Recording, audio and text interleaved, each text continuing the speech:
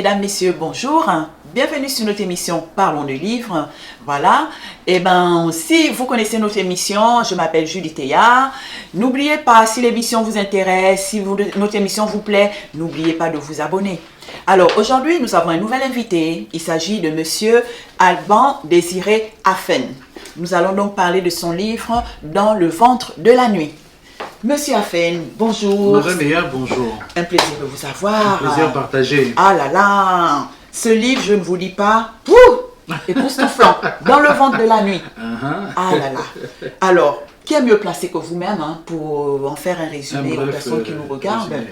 Voilà, je veux bien, mais je suis sûre que je ne serai pas à la hauteur. J'ai aimé le livre, mais je vous laisse faire dire aux personnes qui nous regardent de quoi parlez-vous dans ce livre. Bien, le livre parle de l'histoire d'amour contrarié entre Alain Biza, qui est un jeune cadre du ministère des Affaires étrangères, et de Émilie Lenguissiba, qui est un jeune cadre dans une société de Libreville. Et donc, lorsque ces deux personnes se rencontrent, tout va pour le mieux, on va dire c'est le coup de foudre, mais malheureusement, elles sont, quand il vient le moment de faire les choses, passer aux choses sérieuses, elles sont confrontées au refus du père d'Émilie de la laisser convoler en juste noces. Donc le refus du père d'Émilie catégorique va les entraîner dans ce que j'appelle le ventre de la nuit, où ils vont découvrir des secrets qui vieux de plus de 30 ans, qui empêchent, qui vont rendre leur union complètement improbable.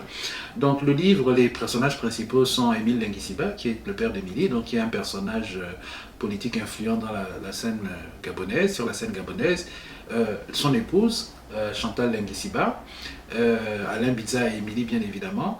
Émile Lenguissiba a une maîtresse qui a l'âge de sa fille, qui est également un des personnages principaux de son roman. Donc le roman tourne autour des interactions de toutes ces personnes, avec en toile de fond donc, les problèmes de société, notamment de sorcellerie.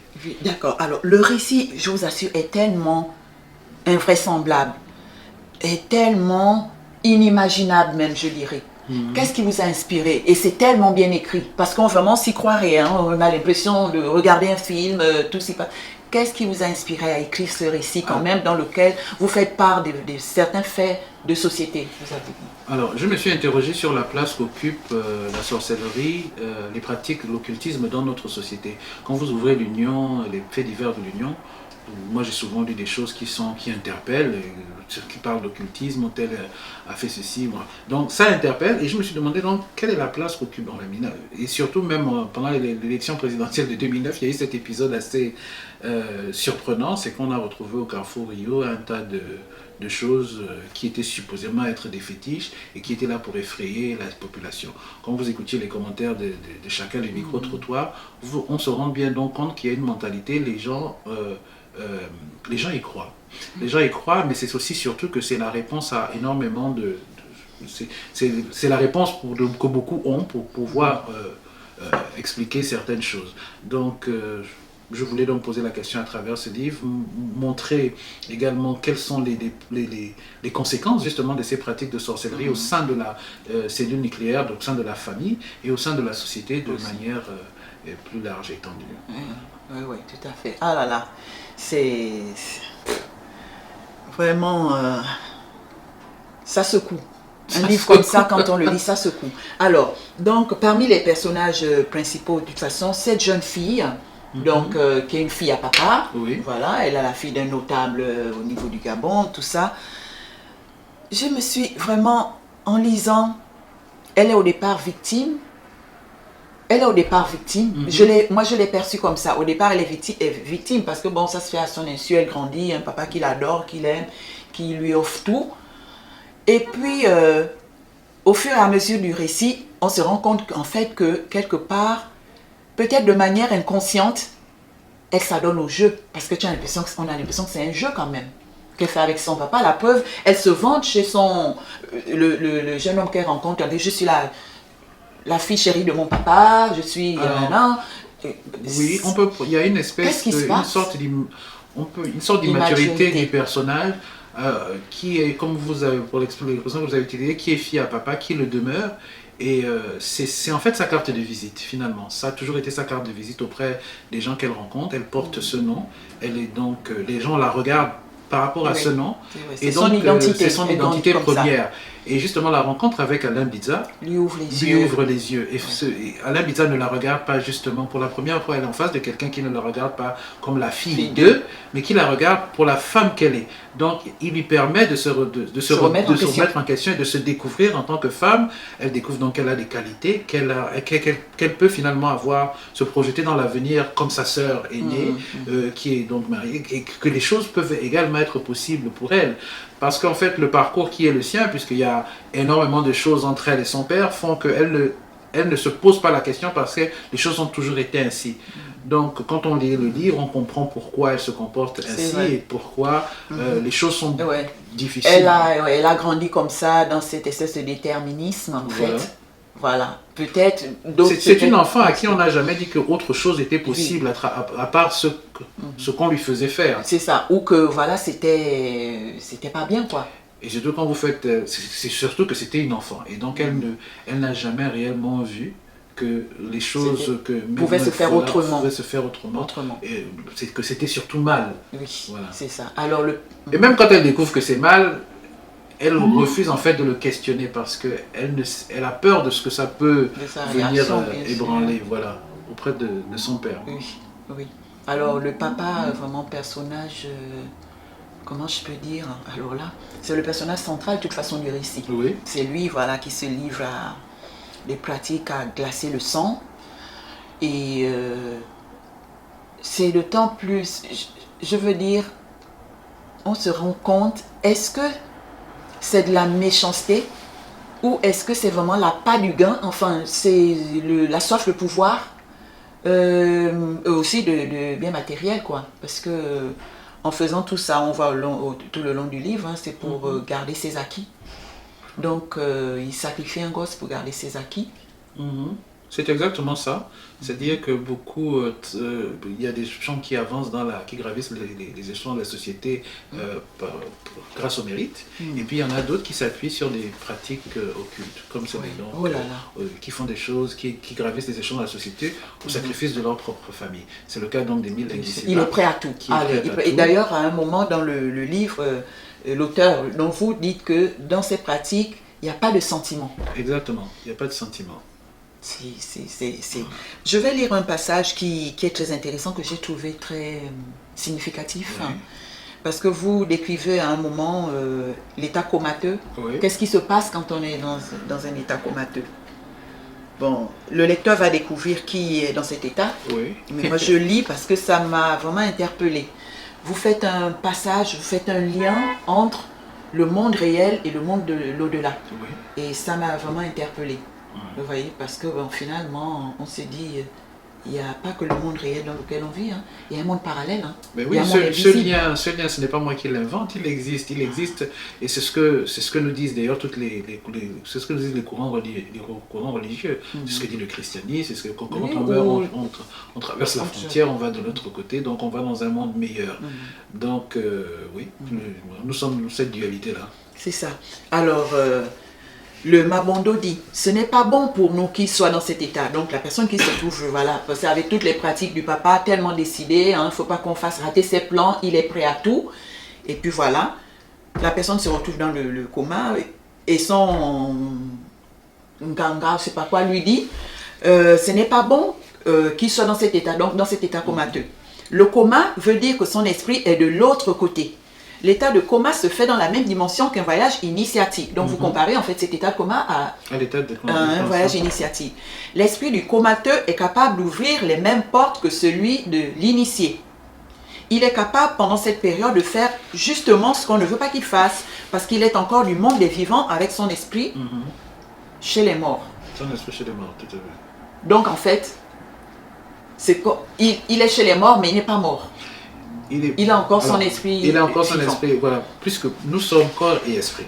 Nous sommes corps et esprit. Donc, ce qui se passe dans les initiations. Voilà, c'est ce que vous dites, parce que vous dites, c'est exactement comme s'il avait mangé le bois sacré. Voilà.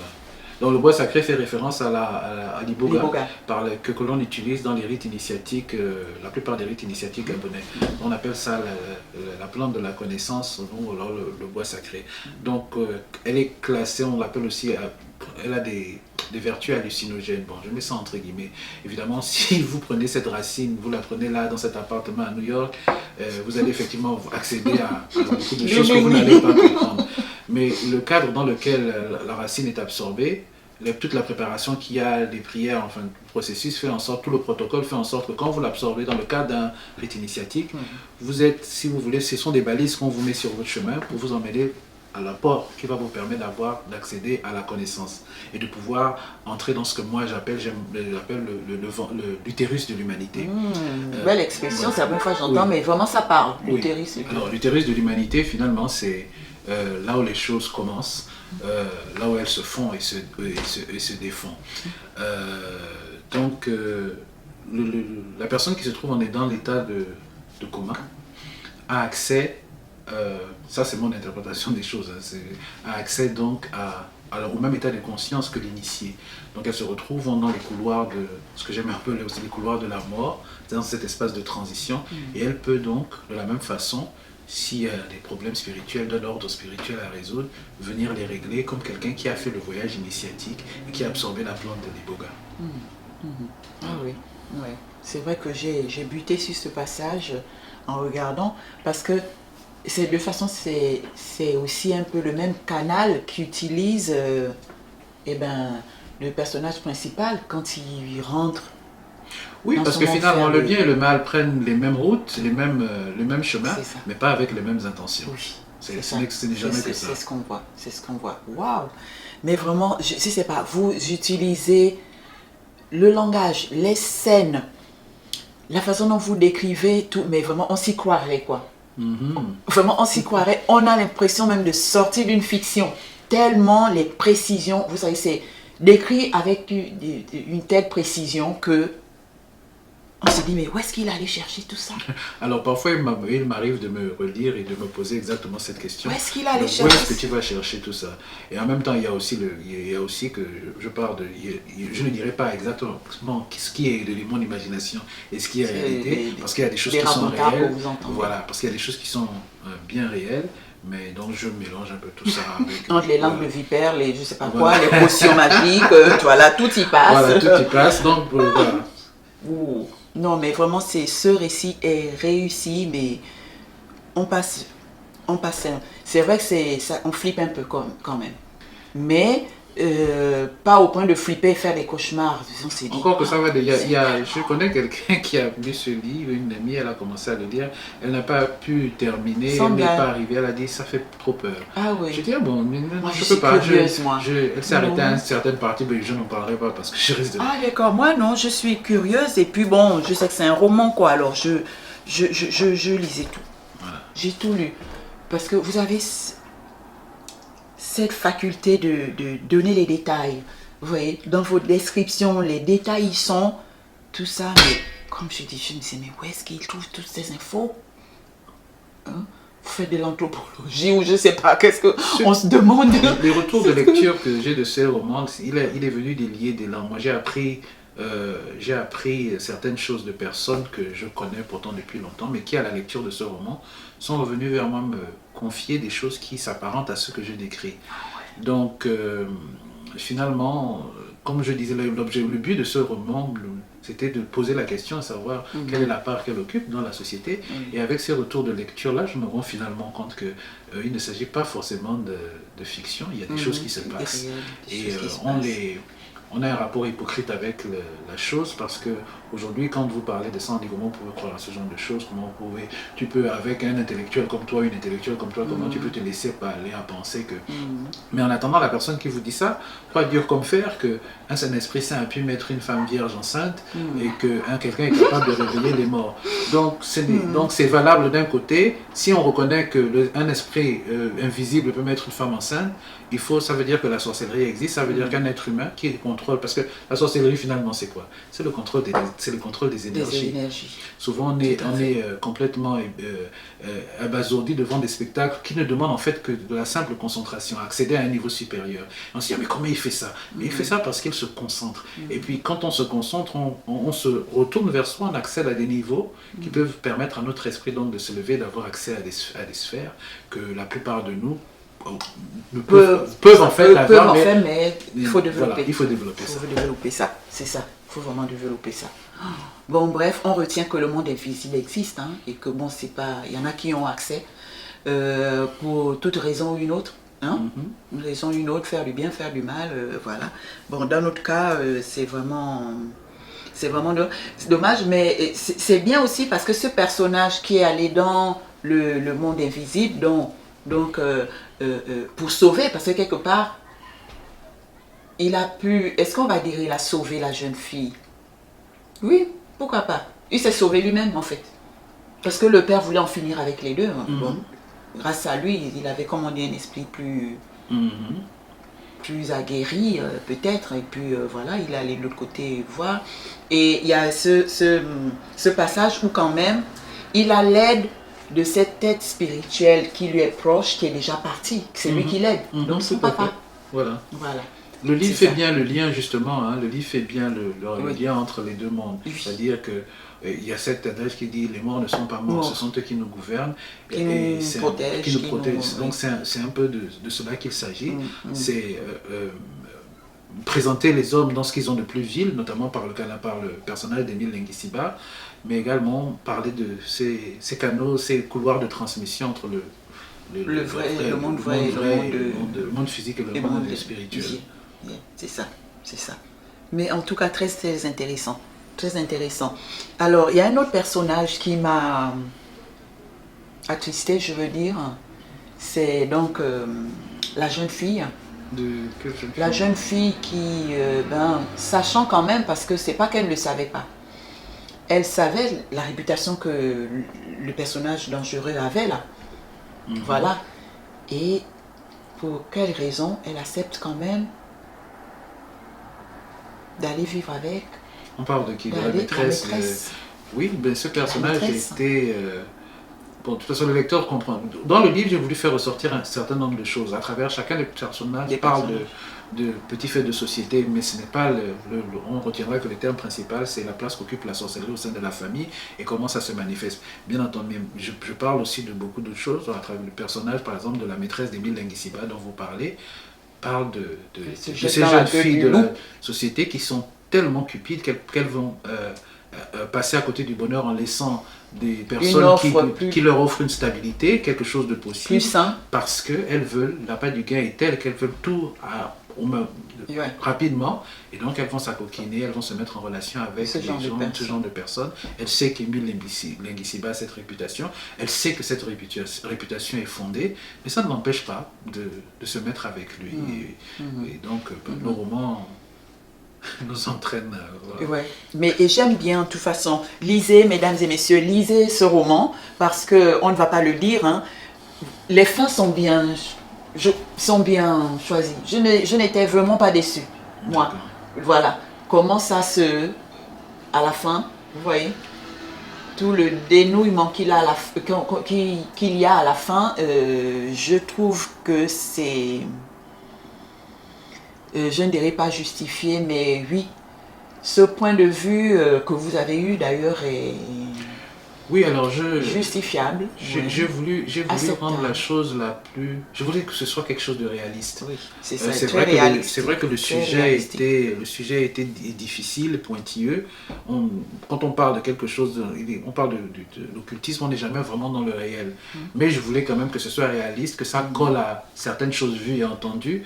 Et je voudrais que certaines personnes se reconnaissent. Et ce qui est le cas, comme je vous ai dit, vraiment, s'il y a quelque chose qui m'a beaucoup surpris, c'est les retours de lecture que j'ai eu, des personnes que je connais pourtant depuis des années, sont venues vers moi et me disent « Oh mon Dieu, ce que tu racontes là, voilà, écoute cette histoire, voilà, j'ai vécu ça. » Et là, on se dit « Ok, donc finalement, ce n'est peut-être pas... des histoires simples histoires complètement fantasmagoriques.